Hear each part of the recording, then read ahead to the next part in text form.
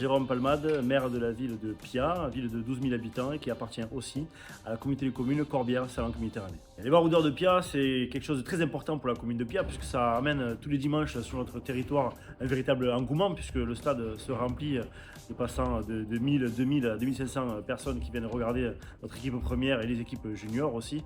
Donc pour notre territoire, c'est une véritable publicité. Et puis une publicité qui est bonne puisque les résultats qu'ils affichent aujourd'hui, nous en sommes tous fiers. Je crois qu'aussi économiquement, l'ensemble des commerces de notre territoire en est plutôt fier. Moi, j'avais connu les terrains à l'époque où le rugby était en train de reprendre un peu sur notre territoire, sur Pia, où on avait 200, 300 personnes. Aujourd'hui, on a des Jean Bruno et son équipe organisent un véritable festival à chaque match, c'est un véritable spectacle. Donc, on a des gens de toute la Salanque et d'ailleurs qui se déplacent pour voir du vrai spectacle, des vrais bons matchs avec l'équipe des baroudeurs. Donc, oui, c'est quelque chose de très intéressant pour nous et pour le club et pour Pia. On a la chance de collaborer aujourd'hui depuis plusieurs années avec Jean-Bruno Balland, qui est le président de ce club, les Baroudeurs, avec qui nous avons une relation très étroite pour l'avenir du club justement, et je tenais à le remercier personnellement pour le travail qu'il accomplit chaque jour à nos côtés et aux côtés de son club. C'est grâce à lui qu'aujourd'hui le club en est là. Je suis Sandrine Duprat, la présidente de l'école de rugby depuis à peu près 3 ans maintenant, de U5 à U17. Cette année, nous avons créé les U17 et l'an dernier les U15. Donc ça nous fait une école de rugby complète, du premier pas jusqu'à la limite des juniors. Donc en fait mon rôle dans l'école de rugby c'est un peu tout quoi, c'est-à-dire licence, accueillir les enfants. Le week-end on s'occupe aussi d'organiser les réceptions et les buvettes pour les juniors et la première. Donc on fait tout.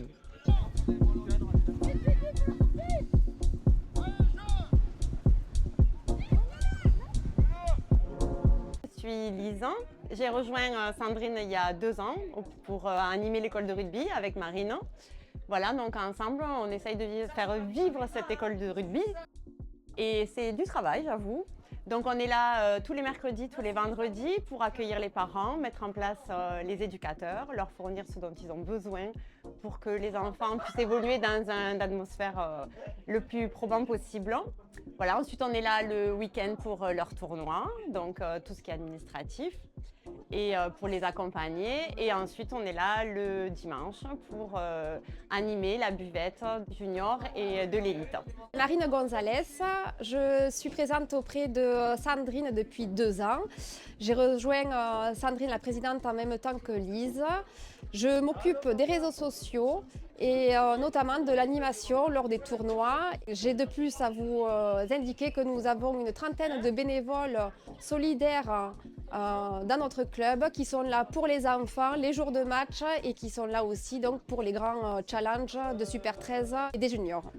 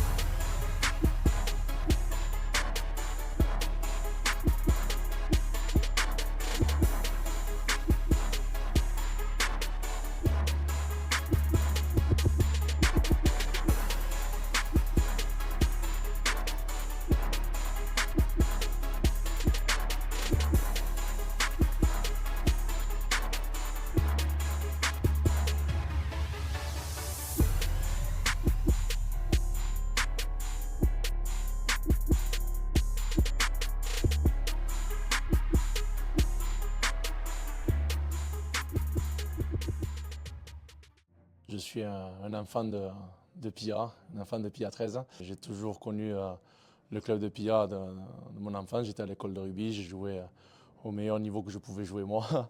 Mais voilà, j'ai passé toutes mes années à Pia et voilà, je suis baigné là-dedans. C'est pour ça que j'ai entraîné les baroudeurs, j'ai joué aux baroudeurs. Ça s'est arrêté, il y avait Pia 13 et donc ils étaient arrêtés en 2013 il me semble. Et pendant quelques années, on est resté sans équipe élite, on veut dire, sans la lumière qu'avait la ville de Pia avec le rugby à 13. Et il y a 10 ans, par l'intermédiaire de mon copain Gabriel Boras Et il y avait aussi l'entraîneur des féminines des Baroudeuses, le président des Baroudeuses, qui est Jean-Marc Crespo, était avec moi aussi à 10 ans. Et on me dit qu'il faudrait remonter un peu le club des Baroudeurs. Il faudrait voir ce qu'on peut faire. Donc l'idée était très bien parce que c'était pour la 4e division. Hein. Donc 4e division, c'est le plus bas niveau dans le rugby à 13 français. Et on a voulu essayer d'être sérieux d'entrée, c'est-à-dire qu'on a voulu un entraîneur digne de ce nom. Et on est allé chercher Franck Rovira, qui a été le premier entraîneur de la nouvelle ère des Baroudeurs de Pia. Et voilà, et on a créé ce club-là, on a récupéré ce club-là. On ne l'a pas créé parce qu'il a été créé en 99, les Baroudeurs. Et justement, comme j'en faisais partie de cette époque, je voulais quand même garder du sérieux, mais du club familial qui était les Baroudeurs de la grande époque. Et voilà, donc tout a commencé comme ça. Et on s'est amusé, donc on a fait vite une belle équipe qui a été championne de France donc, de 4e division, qui est montée du coup en 3e division, vite championne de France en 3e division, montée en Elite 2, donc ça c'était le projet, c'était peut-être un jour d'aller en Elite 2, c'est vrai que c'était un peu l'objectif, parce qu'on ne parlait pas du tout d'Elite 1, c'était loin, c'était trop loin ça. Donc Elite 2, Thomas Valette qui nous a rejoint, qui est devenu l'entraîneur principal, avec Sylvie Lorcosa qui est arrivé la femme du puissant Couscous qui est arrivée nous rejoindre aussi au club. Et là, on a commencé à créer du coup voilà, un staff et un bureau assez pro, et tout en gardant ce club familial qu'on a toujours voulu et que j'ai toujours voulu. Donc l'Elite 2 est arrivée, on a été vite mis au sérieux de la 2e année d'Elite 2 avec des arrivées comme Thomas Ambert, qui est encore un enfant du village ici. Le stade s'appelle Daniel Ambert, donc c'est pas pour rien. Et on est champion d'Elite 2. Donc ça, le problème, c'est que moi, j'ai toujours été un président qui a de l'ambition. J'avais toujours dit, si un jour on est champion d'Elite 2, contrairement à d'autres clubs, on fera l'effort de monter. Mais je ne sais pas si je disais ça sans penser qu'on ne le saurait pas, en fait, qu'on ne serait pas champion. Et bien, cette année-là, on gagne 20 matchs sur 20 matchs. On est champion de France face à Bao, à Brutus. Et j'ai passé 2 jours magnifiques parce que quand on est un titre, on passe de très bons moments. Mais j'ai passé un été compliqué où il a fallu prévoir de monter en Elite 1. La marche entre l'Elite 2 et l'Elite 1 est très très importante. Donc il a fallu monter en Elite 1, donc forcément les moyens sont différents. Prendre des joueurs pour être sérieux d'entrée comme Johan Gouache, Hugo Pérez, Maxime Dacosta, Thomas Ambert, voilà, ce groupe de copains qui était déjà à un bon niveau, mais qui était quand même un peu sur la fin. Mais c'est ces garçons que je voulais pour être sérieux d'entrée, ce qui s'est passé. Nous avons été sérieux d'entrée, je crois qu'on fait un quart de finale dès la première année. Donc Pia 13 est revenu à son grand niveau, mais il ne fallait pas faire que ça. Le but c'était d'avoir des juniors, donc de créer des juniors. Dès la première année, nous avons des juniors, des U19 qui sont arrivés au club, et le club a commencé à avancer. On se qualifie, on monte, on fait la 2e année d'Elite 2, puis la 3e, et là on dit qu'il faut récupérer aussi l'école de rugby. J'ai toujours voulu faire un grand club, mais pour faire un grand club, il fallait absolument qu'on ait l'école de rugby. Ça s'est fait automatiquement, nous avons récupéré l'école de rugby de Pia qui était avec notre président, et la logique a été respectée, et on a avancé. Et voilà, et maintenant on fait notre 4e année d'Elite 1, avec des U19, avec des U17, des U15, des U13, U11, U7, U9, U5. Et voilà, ça c'est la plus grande fierté d'avoir un bureau féminin, parce qu'on a un bureau féminin à l'école de rugby qui fait un travail formidable. Et voilà, ça c'est vraiment, c'est pas que l'Elite 1, c'est pas que notre équipe première, c'est tout ce club qui est mis en place et qui devient extraordinaire.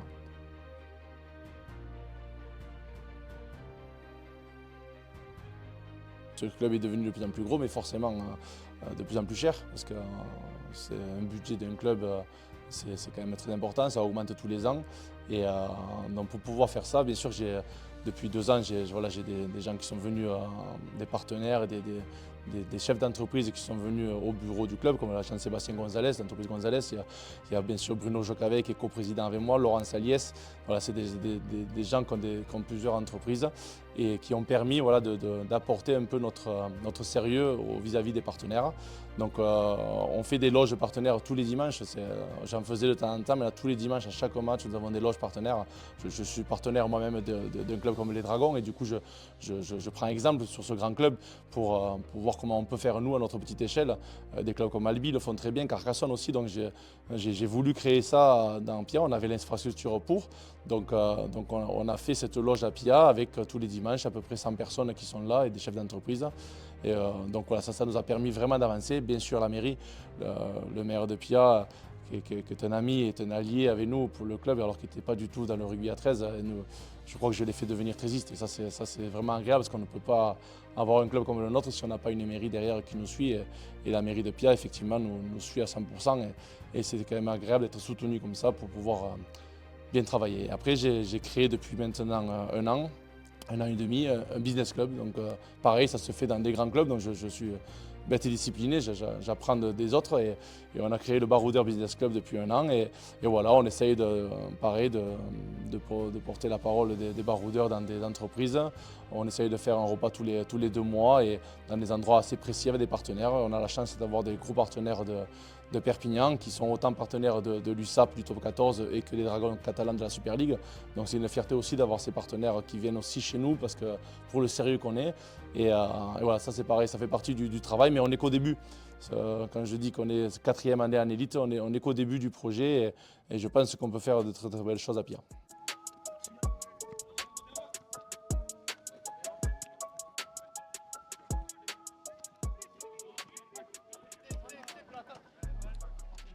Oui, les résultats de cette année sont très satisfaisants, mais ça fait déjà 4 ans qu'on est aux phases finales.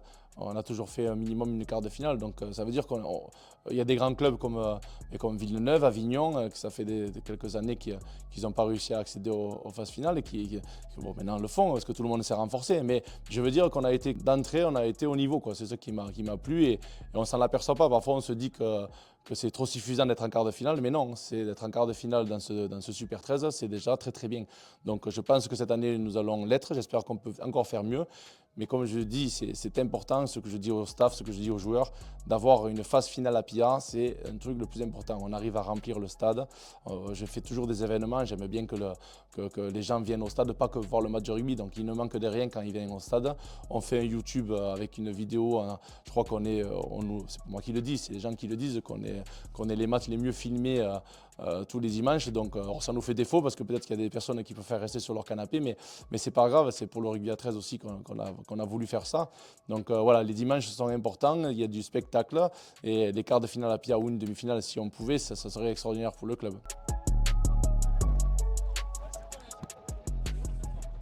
Les baroudeuses, l'école de rugby, voilà, c'était vraiment tout ce qu'il fallait faire. Pourquoi pas, j'ai même des ambitions peut-être grâce à Cyril Torres, pourquoi pas faire une équipe d'anti-rugby à Pia aussi. Des projets on peut faire, donc il suffit d'avoir des hommes parce que des idées on les a, mais c'est les hommes les plus importants. Je suis arrivé en août, je suis arrivé cette année, je viens du club de Limoux où j'étais avec Maxime Gressec et du coup je suis arrivé en août sur l'insistance de Benoît Albert et de Jean-Bruno Ballin. Je m'occupe de toutes les analyses vidéo individuelles et collectives de l'équipe senior et en même temps j'assiste Benoît Albert aux côtés de Andrew Bentley et de William Payès. En fait, il y en a très peu que je n'ai pas suivi ou pas côtoyé. On va dire qu'il y a les étrangers, donc Harrison, Eli, Nonou, Ben Mathieu, avec lequel je n'avais pas travaillé. Après, pour la plupart des joueurs français, excepté peut-être Yacine Ben Abdeslem, Léo Young et Théo Fage, avec qui je n'avais pas bossé. Je me suis inscrit à Pia dans un projet entre guillemets ambitieux et long. On est au début du processus, donc du coup, même si les gens rêvent rapidement de première place et tout, je trouve qu'on est à notre place, qu'on continue de grandir et qu'on ne se laissera pas faire. On sait qu'il y a des grandes équipes dans ce championnat, que Limoux, Carcassonne, Albi sont des grosses équipes de ce championnat, mais on va s'inscrire dans la durée et on va essayer d'aller rivaliser avec eux. C'est conciliant avec mon rôle de sélectionneur, puisqu'il me laisse quand même certains week-ends partir avec l'équipe de France. Donc, non, franchement, c'est bien. Mon année sportive se passe bien, j'espère qu'elle se finira le mieux possible. Je suis revenu au club grâce à Jean-Bruno Ballin, le président, qui est un ami, avec Franck Grovera, le manager, et Gabriel Boras aussi, dirigeant du club, qui m'ont demandé revenir et le projet m'a vachement séduit. J'avais passé déjà plus de 10 ans à PIA en tant que joueur et puis 9 ans en tant aussi qu'entraîneur et entraîneur en chef. Et puis ensuite, j'ai eu le parcours a fait que je suis allé au Dragon catalan et ensuite j'ai quitté le rugby à 13 pendant 4 ans pour l'USAP avec le centre de formation.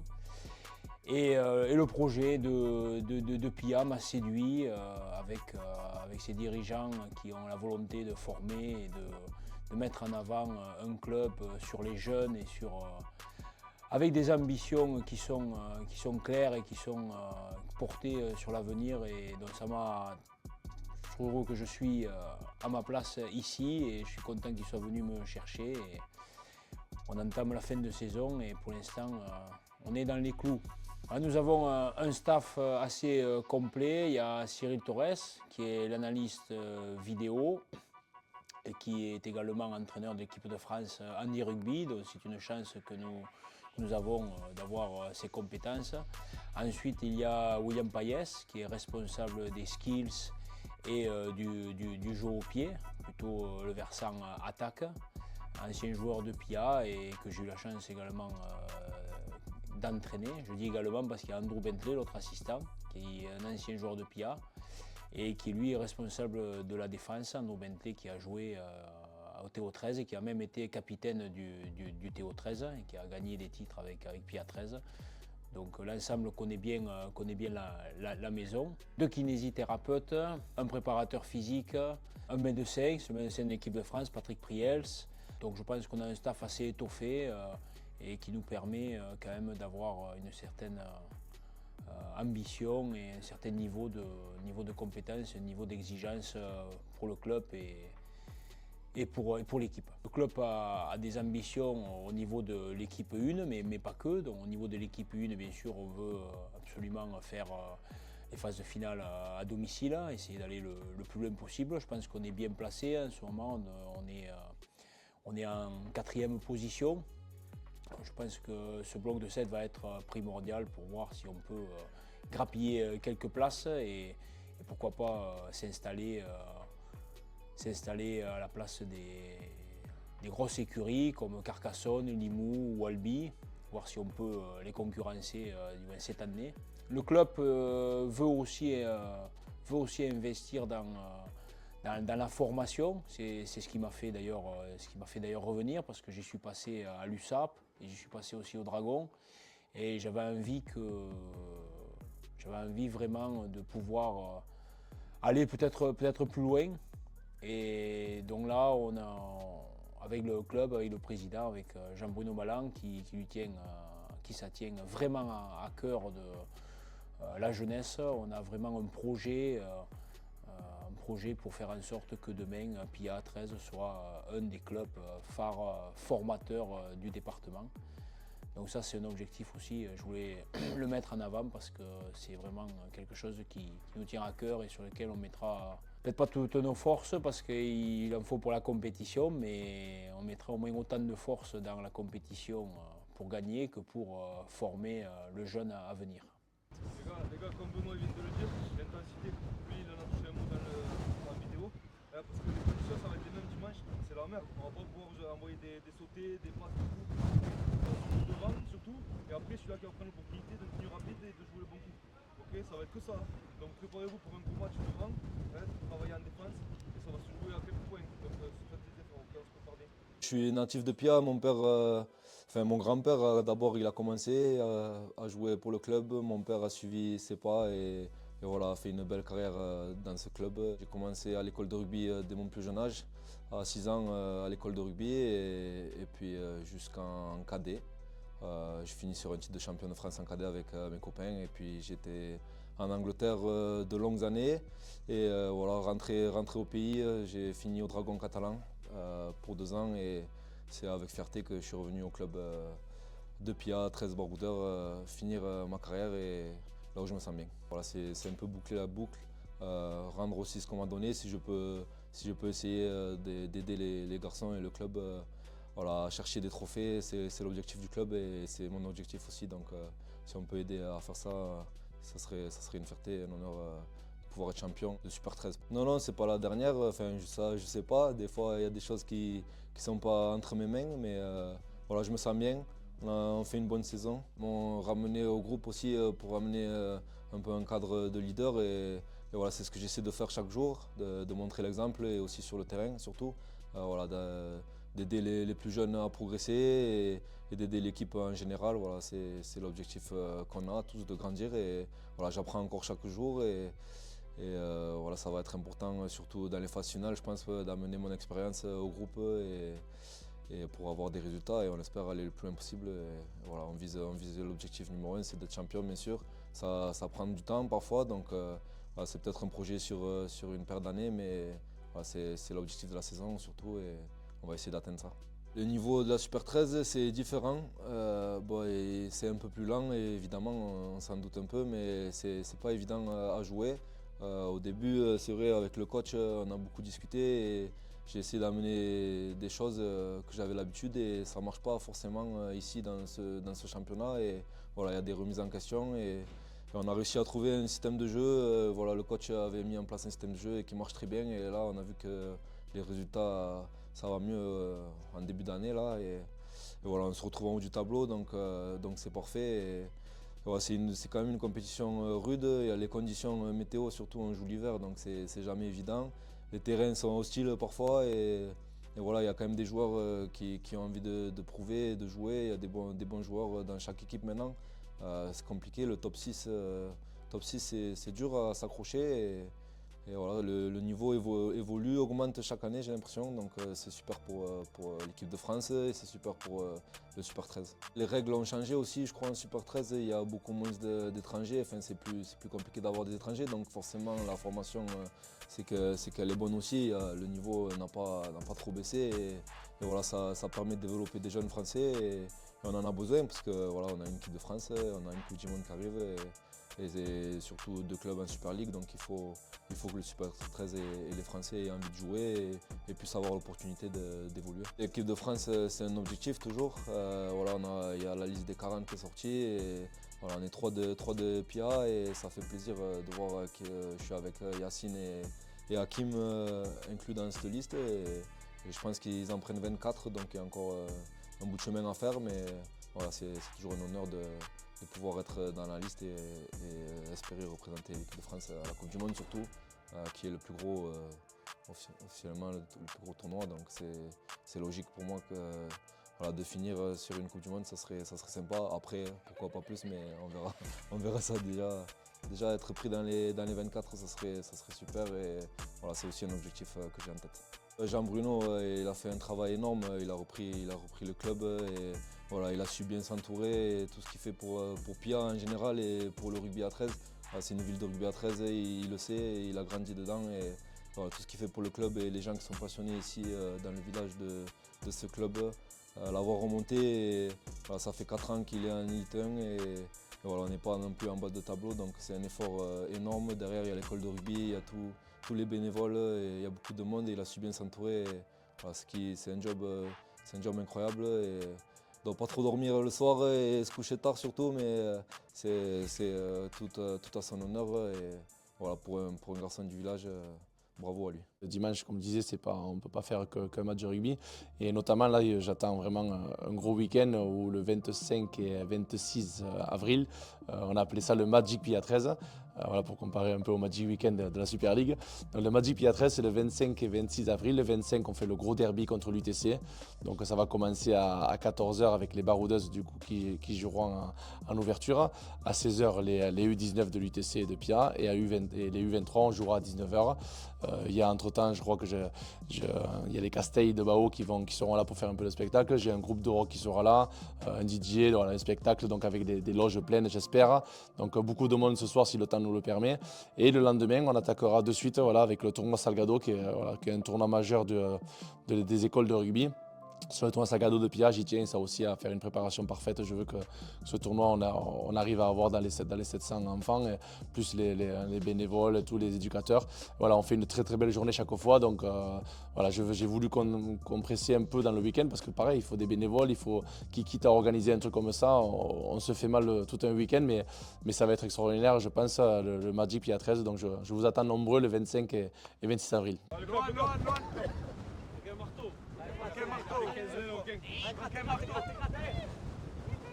Un, deux, Pia!